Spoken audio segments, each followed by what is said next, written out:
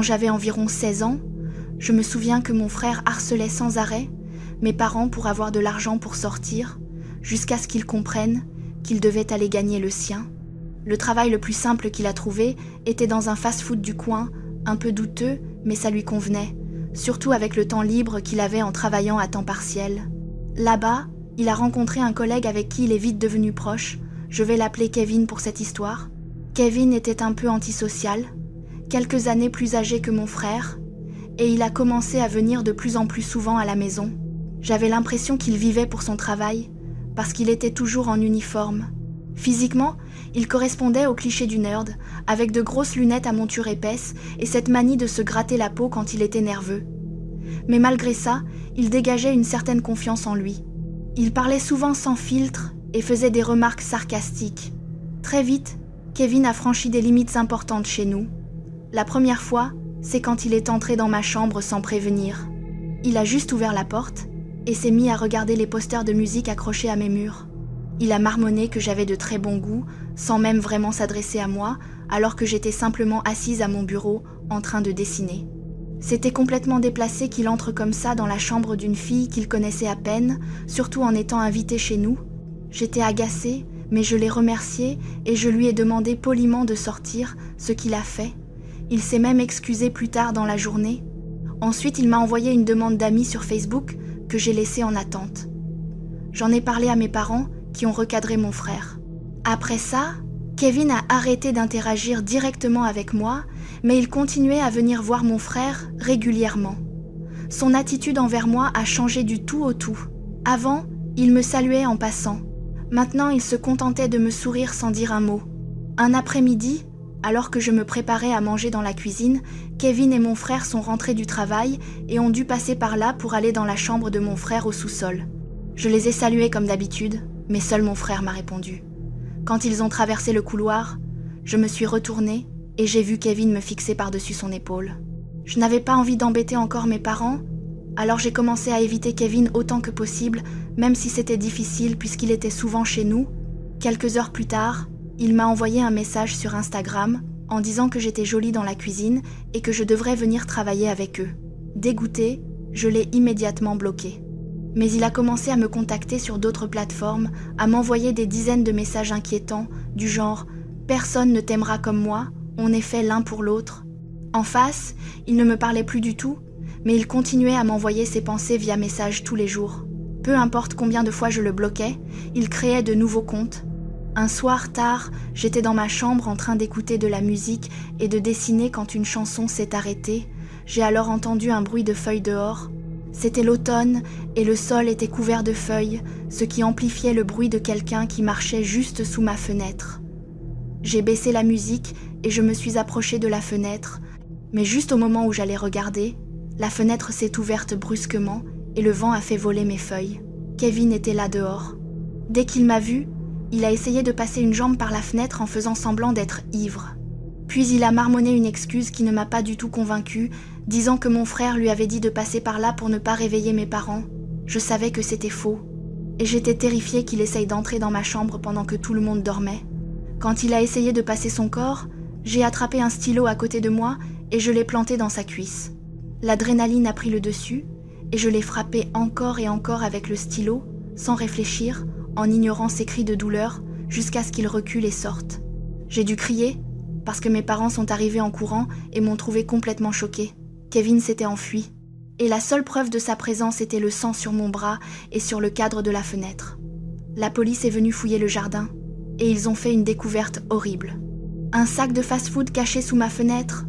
À l'intérieur, il y avait des objets qu'on pourrait associer à un enlèvement ou pire. Une corde, du ruban adhésif, une bouteille de chloroforme, un couteau et même des burgers. Mon frère m'a assuré qu'il n'avait jamais demandé à Kevin de passer par ma chambre. Et il a quitté son travail quelques heures plus tard après avoir vu Kevin au travail en train de boiter. Mes parents et mon frère voulaient porter plainte et demander une ordonnance d'éloignement. Mais j'étais trop choquée pour réfléchir à ça. 3 mois plus tard, on a déménagé dans une autre ville. Et même aujourd'hui, des années après, je ne peux plus entrer dans un fast-food sans repenser à Kevin sous ma fenêtre. Ça s'est passé il y a environ 2 ans, même si j'ai l'impression que c'était hier. J'étais en dernière année de lycée quand ma mère, qui m'élevait seule, a commencé à avoir des difficultés financières.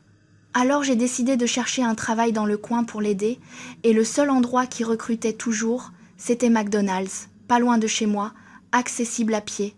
J'ai donc mis de côté mes idées reçues, et j'ai accepté le boulot.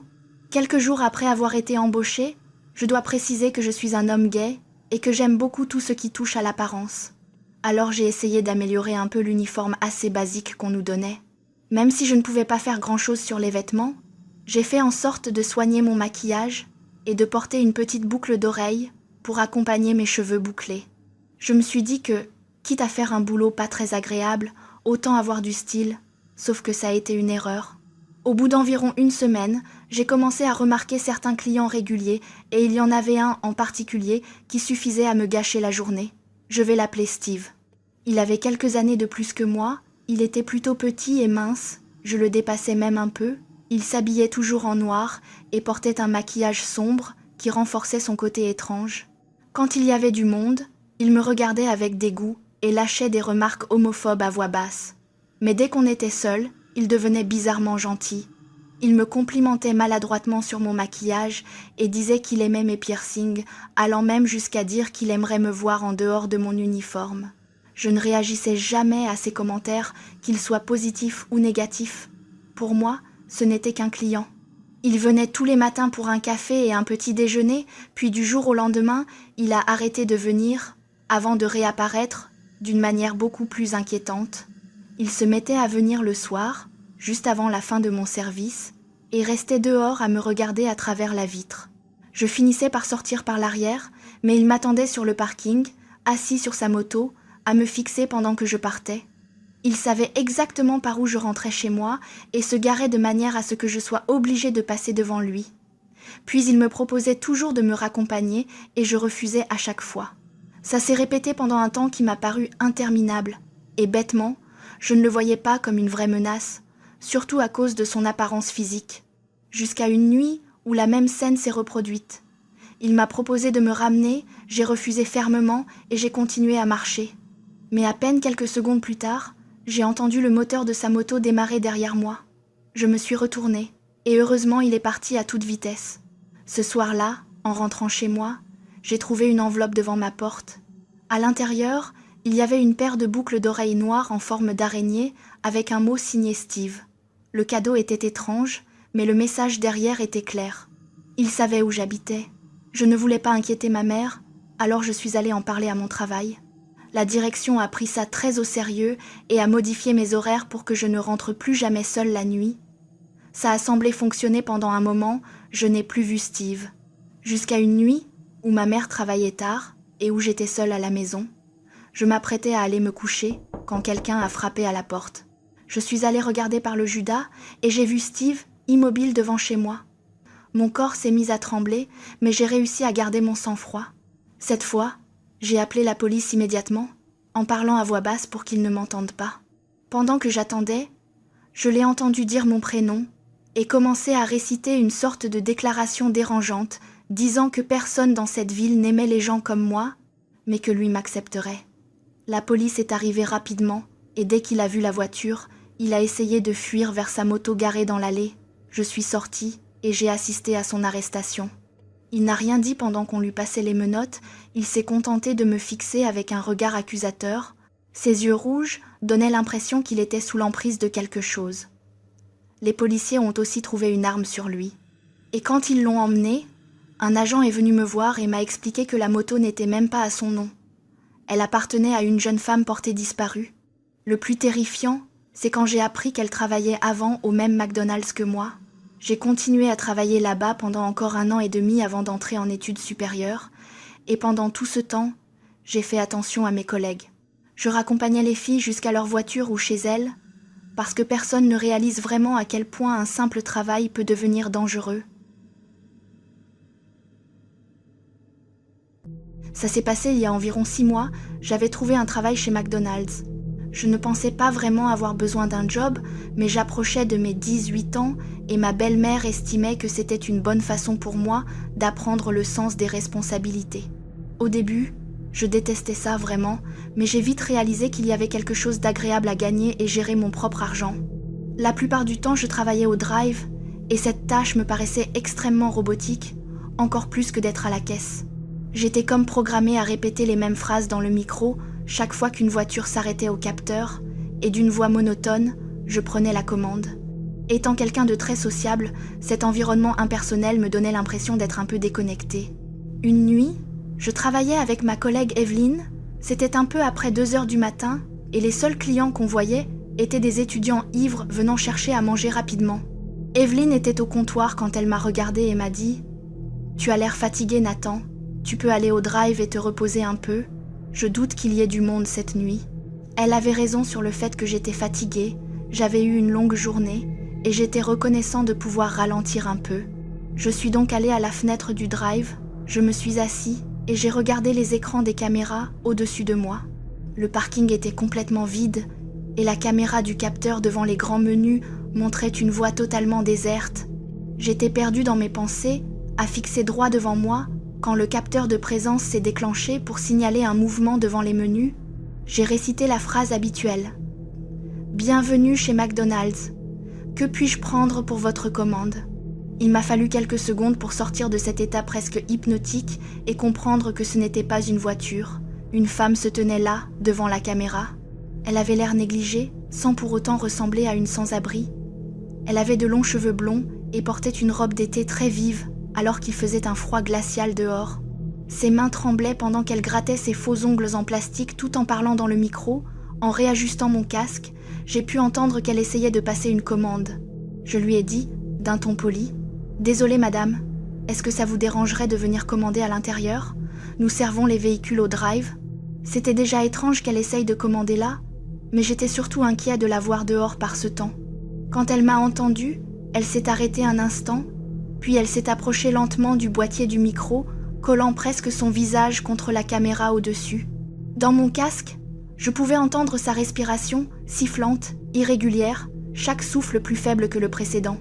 De près, j'ai remarqué qu'elle était d'âge moyen et que son œil gauche était laiteux, probablement aveugle. J'allais répéter ma demande quand elle a hoché la tête, mais ce simple mouvement l'a déséquilibrée. Elle a reculé, a repris son équilibre, puis a titubé jusqu'aux portes d'entrée. Je l'ai observée sur le second écran de sécurité pendant qu'elle entrait et s'approchait d'Evelyne au comptoir. À ce moment-là, le restaurant était complètement vide. La femme a parlé brièvement avec Evelyne, puis elle est repartie brusquement sans rien commander, curieux et un peu confus. Je suis descendue de mon siège et je suis allée demander à Evelyne ce que la femme voulait. Elle a hésité un instant avant de me répondre, puis elle m'a dit que la femme avait demandé après moi en utilisant mon prénom et qu'elle prétendait être ma mère. Evelyne ne me connaissait pas très bien, mais elle savait que ma mère était décédée quand j'étais très jeune. Elle m'a dit que la femme lui avait donné la chair de poule, qu'elle sentait fortement l'alcool et qu'elle lui avait répondu qu'aucune personne de ce nom ne travaillait ici. La femme avait simplement accepté et était repartie calmement. Même si j'ai essayé de faire comme si de rien n'était, la situation m'a laissé un profond malaise. Quand je suis retournée à mon poste, j'ai vu la femme de nouveau devant le micro. « Nathan, tu ne peux pas te cacher de moi. Tu ne peux pas te cacher de moi, » a-t-elle murmuré dans le micro, d'une voix douce mais dérangeante, la salive formant de la mousse au coin de sa bouche. Elle agitait les bras de manière complètement erratique, au point que sa perruque est tombée, révélant un crâne presque chauve, parsemé de mèches de cheveux courts. Elle a commencé à faire les 100 pas devant les panneaux lumineux, mais la caméra étant petite, elle disparaissait du champ à chaque fois qu'elle faisait un pas de côté. Je ne savais absolument pas comment réagir, déjà engourdie par la fatigue et ce sentiment étrange. Evelyne m'a rapidement rejoint dans la pièce pour observer la scène. Elle était terrifiée, disant que quelque chose comme ça n'était jamais arrivé ici, dans notre petite ville tranquille. Elle a immédiatement verrouillé toutes les portes et appelé la police pendant que je regardais, figée, la femme continuer sa crise. Quand la police est arrivée, ils l'ont escortée dehors, mais comme elle était redevenue calme et polie à leur arrivée, ils n'avaient aucune raison de l'arrêter. Après ça, le reste de la nuit s'est déroulé sans incident. Quand 7h du matin sont enfin arrivées et que nos collègues sont venus nous relever, j'ai ressenti un immense soulagement. Épuisée, et honnêtement encore un peu ailleurs, j'ai traversé le parking et je suis montée dans mon véhicule. J'ai démarré sans remarquer la silhouette assise sur le bord du capot, et ce n'est qu'en avançant en la faisant tomber en arrière, que j'ai réalisé que c'était elle. Elle s'est relevée rapidement en hurlant des insultes, frappant le capot avec ses poings et laissant des bosses sur mon vieux véhicule déjà abîmé. Elle a ensuite lancé sa perruque blonde contre mon pare-brise. Paniquée, j'ai appuyé sur l'accélérateur et je suis sortie du parking le plus vite possible avant de rentrer chez moi. Plus tard dans la journée, Evelyne m'a appelé pour me dire qu'elle avait vérifié les caméras de surveillance de la nuit précédente. Apparemment, la femme était montée à l'arrière de mon véhicule pendant la nuit et avait uriné dans la benne. Quand je suis allée vérifier, c'était bien le cas. L'arrière était complètement souillé, avec quelques faux ongles éparpillés un peu partout. Dégoûtée, j'ai tout rincé au tuyau et j'ai essayé d'oublier cette histoire. Heureusement, jusqu'à maintenant, cette femme n'est jamais revenue, mais ça reste un mystère total, pourquoi elle m'a ciblé moi en particulier. Maintenant, je vérifie toujours l'arrière de mon véhicule avant de quitter le travail. Pendant mes années d'études, j'ai enchaîné plusieurs petits boulots pour gagner un peu d'argent. En l'espace de 4 ans, j'ai été barista, serveuse, réceptionniste et même babysitter. Certains de ces jobs étaient ennuyeux et mal payés, mais il y a un endroit où je ne travaillerai plus jamais, McDonald's. Je n'y suis restée que 2 mois avant qu'une rencontre terrifiante ne me fasse trop peur pour y retourner. Tout s'est passé peu après minuit. Le restaurant était entouré sur 3 côtés par un parking mal éclairé et à l'arrière il y avait une route calme qui rendait difficile de voir ce qui se passait dehors. On fermait les portes à 22h, puis on servait uniquement au drive jusqu'à 3h du matin. J'étais assise près de la fenêtre, seule, en essayant de ne pas m'endormir, quand un homme s'est arrêté dans une vieille voiture beige. Il portait un long manteau et une casquette noire baissée pour cacher son visage. Quand il s'est approché, j'ai ouvert la fenêtre et je lui ai demandé ce que je pouvais lui servir. Il n'a pas répondu, alors j'ai répété un peu plus fort en pensant qu'il n'avait peut-être pas bien entendu. Il a relevé la tête et a souri. J'ai aperçu le bas de son visage. Ses dents du bas étaient marron, pourries, avec des espaces entre elles. J'ai fait comme si de rien n'était et je lui ai demandé s'il voulait commander quelque chose. Il m'a alors demandé comment je m'appelais. Agacée, je lui ai montré mon badge. Il s'est penché pour lire mon prénom et a commencé à faire des remarques sur moi, disant que j'étais jolie et se demandant ce que je faisais dans un endroit comme celui-là. Je lui ai répondu, sans cacher mon agacement, que s'il ne comptait rien commander, il devait partir. Il s'est penché encore davantage et m'a demandé si j'étais seule en essayant de regarder derrière moi. J'ai senti un nœud se former dans ma gorge. Il m'a alors dit qu'il pourrait entrer pour me tenir compagnie. L'odeur d'alcool qui émanait de lui était très forte. J'ai remarqué que sa voiture était sale, avec des restes de nourriture partout. Il a tapoté la vitre avec ses ongles sales et m'a demandé à quelle heure je finissais en insinuant qu'il pourrait m'emmener faire un tour. Mon cœur battait fort, alors j'ai refermé la fenêtre, je l'ai verrouillée et je suis partie me cacher derrière une étagère avant d'appeler mon responsable. Je ne voulais plus retourner près de lui tant que je n'étais pas sûre qu'il était parti. Quelques secondes plus tard, j'ai entendu un coup violent contre la vitre, ce qui m'a fait sursauter. Un écran de surveillance affichait les différentes caméras du restaurant. J'ai vu plusieurs images défiler, puis celle du drive. L'homme était maintenant dehors, collé à la fenêtre, les mains autour des yeux pour essayer de voir à l'intérieur. La portière de sa voiture était ouverte. Même en noir et blanc, je pouvais distinguer des taches sombres sur son jean. Il se grattait nerveusement la poitrine, puis a frappé de nouveau contre la vitre. Peu après, j'ai entendu sa voix étouffée m'appeler par mon prénom et me demander de sortir. L'image a changé de caméra, puis est revenue au drive. La voiture était toujours là, mais l'homme avait disparu. J'ai eu un mauvais pressentiment.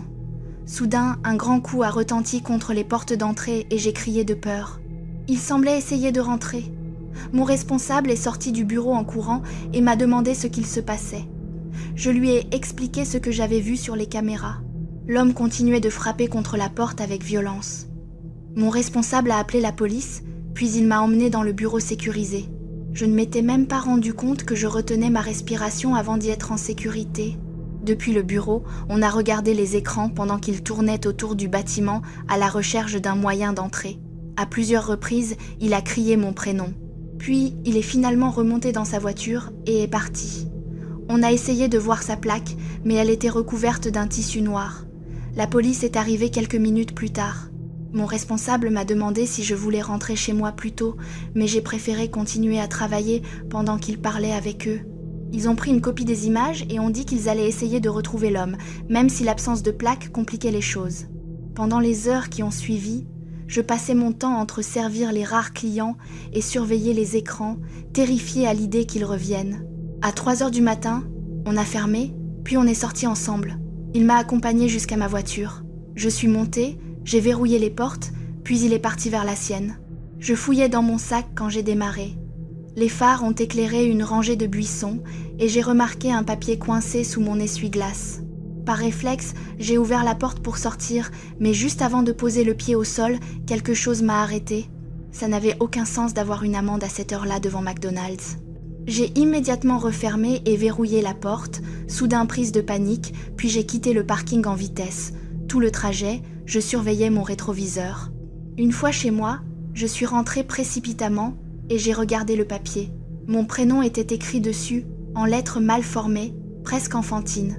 Le numéro d'immatriculation ne correspondait à rien que je connaissais, mais le type de voiture indiqué était une voiture beige, exactement comme la sienne.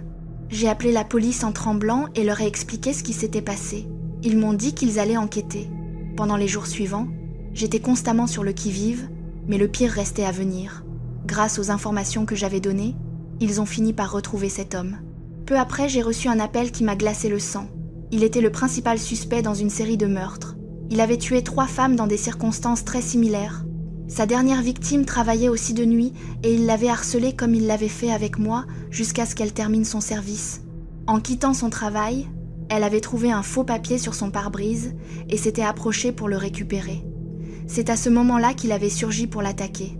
Il utilisait ce stratagème pour attirer ses victimes dans l'obscurité, seul, près de leur voiture. Si je n'avais pas écouté ce pressentiment au moment d'ouvrir la porte, je serais probablement devenue la 4e victime. Le jour même, j'ai appelé mon responsable et j'ai quitté McDonald's définitivement. C'est arrivé l'année dernière. J'avais faim et après avoir travaillé de nuit, il était minuit passé et donc je savais que je n'avais pas beaucoup d'options et j'ai vu un McDonald's, alors j'ai quitté l'autoroute pour y aller. Les horaires des McDo varient selon l'emplacement, donc j'espérais qu'ils soient ouverts. Cependant, les lumières étaient assez faibles, donc je n'étais pas sûre s'il était encore ouvert. J'ai décidé d'entrer dans le drive pour voir. Quand je suis arrivée au haut-parleur, j'ai entendu une voix me dire « Bonjour, bienvenue chez McDonald's, qu'est-ce que je peux faire pour vous ?» J'ai dit que je prendrais le numéro 9 et que c'était tout. Ils ont répondu « D'accord » et ils m'ont indiqué de me rendre à la première fenêtre. J'ai donc avancé ma voiture. Cependant, en arrivant à la fenêtre, personne ne s'est présenté. J'ai vu que les lumières de la cuisine semblaient toutes éteintes, comme s'ils étaient fermés. J'ai attendu là quelques minutes, je savais que j'étais le seul client, donc je ne comprenais pas pourquoi cela prenait autant de temps, mais après une autre minute, je n'ai vu aucun mouvement du tout. J'ai sorti mon téléphone et j'ai cherché McDonald's sur Google Maps, l'emplacement est apparu et quand j'ai regardé, il était indiqué que c'était fermé. J'étais confus puisque quelqu'un venait de me répondre. J'ai regardé mon écran en me demandant s'il s'agissait d'une erreur et juste à ce moment-là, j'ai vu quelqu'un apparaître à la fenêtre du coin de l'œil. C'était un homme tout en noir avec une capuche couvrant la majeure partie de son visage et dès que j'ai tourné la tête, il s'est accroupi. J'ai démarré en trombe et je suis rentrée directement chez moi. Je ne sais pas qui c'était ni ce qui s'est passé, mais je sais bien une chose, c'est que je ne retournerai plus jamais dans ce McDonald's. Quand j'étais à l'université, je travaillais chez McDonald's pendant l'été. Un jour, je travaillais un samedi et je prenais les commandes des clients derrière le comptoir. Tout se passait bien pour un week-end jusqu'à ce qu'un homme s'approche et demande 2 Big Mac. J'ai enregistré sa commande, il a payé, je lui ai donné son reçu. Ensuite, j'ai aidé la personne suivante dans la file. Environ 1 minute plus tard, il est revenu et a dit qu'il avait été facturé pour 2 Big Mac mais qu'il n'en voulait qu'un. Je lui ai dit qu'il avait commandé 2 Big Mac parce que je l'ai entendu dire 2 Big Mac. Et là, il s'est mis en colère. Et quand j'ai dit ça, il m'a dit de ne pas lui mettre des mots dans la bouche, comme si je voulais lui faire dire quelque chose, qu'il savait très bien ce qu'il avait dit et que j'avais tort. Je lui ai juste dit que j'étais désolée, que je ne voulais pas le contrarier, vu qu'il s'énervait. Il m'a alors dit de ne pas essayer de faire l'intelligent avec lui. Et je pouvais voir que c'était un homme assez colérique, bien sûr, mais aussi assez dangereux. J'ai encore une fois présenté mes excuses et je lui ai proposé de lui rembourser un Big Mac et qu'on ne lui en donnerait qu'un seul, mais il m'a dit qu'il ne voulait maintenant plus rien. Il a ensuite commencé à dire que je devais être virée. Je lui ai alors demandé de se calmer, mais ça n'a pas fonctionné. Il a commencé à élever la voix et tout le monde dans le restaurant commençait à le remarquer. Et l'un de mes collègues, Jack, est venu et a commencé à parler avec cet homme. Et après une brève conversation avec Jack, l'homme m'a dit qu'il ne voulait rien et qu'il voulait juste partir. Nous lui avons rendu son argent et j'ai pensé que la situation allait maintenant être terminée, jusqu'à ce qu'il se penche sur le comptoir et me dise « Tu vas voir, quand tu finiras ton service, je t'attendrai ». Je ne savais pas si je devais prendre cela comme une menace ou non, mais il était clair que cet homme avait des problèmes s'il faisait toute une scène pour un Big Mac dans un McDonald's. Je n'ai rien dit et je l'ai laissé partir. Je n'étais pas trop inquiète par rapport à ça, car je n'étais qu'à 1 heure sur mon service de 8 heures, donc je savais qu'il n'allait jamais attendre 7 heures pour me parler d'un Big Mac. J'ai travaillé le reste de mon service pendant 1 heure, et tout s'est bien passé. En fait, à la fin de ma journée, j'avais même complètement oublié l'incident. Il était 22 heures quand j'ai fini, j'ai pris mes affaires, je me suis dirigée vers ma voiture et en m'approchant de mon véhicule, j'ai vu une autre voiture à l'autre bout du parking dont les portes sont ouvertes. Bien sûr, c'était le fameux homme qui s'est mis en colère plus tôt. Je n'arrivais pas à croire qu'il avait réellement attendu tout ce temps pour moi. J'ai couru vers ma voiture et il me poursuivait derrière. J'ai presque atteint ma portière quand soudain, il m'a attrapé le bras par derrière. Il a commencé à me tirer loin de ma voiture et c'est là que j'ai crié. J'ai plongé ma main dans ma poche et j'ai sorti mon spray au poivre. Je lui ai vaporisé de partout. Finalement, j'ai atteint son visage et dans la lutte, il m'a lâché et s'est enfui. Bon, je me suis aussi accidentellement aspergée, mais au moins j'ai réussi à entrer dans ma voiture et à verrouiller la porte. Mes yeux brûlaient, mais ce n'était pas si grave. J'ai pu reprendre mes esprits après quelques minutes. J'ai vu alors 2 personnes s'approcher de ma voiture, assez inquiètes pour moi. Elles m'ont demandé si tout allait bien et si elles devaient appeler la police car elles avaient tout vu. J'ai dit que oui et la police est arrivée peu de temps après pour prendre ma plainte. Malheureusement, l'homme s'était enfui entre-temps, mais je me sentais quand même chanceuse d'avoir pu échapper à cet homme qui avait attendu 7 heures pour pouvoir me parler d'un Big Mac. The game can never be good. By the time you're telling me that Expedition 33 could never be a thing.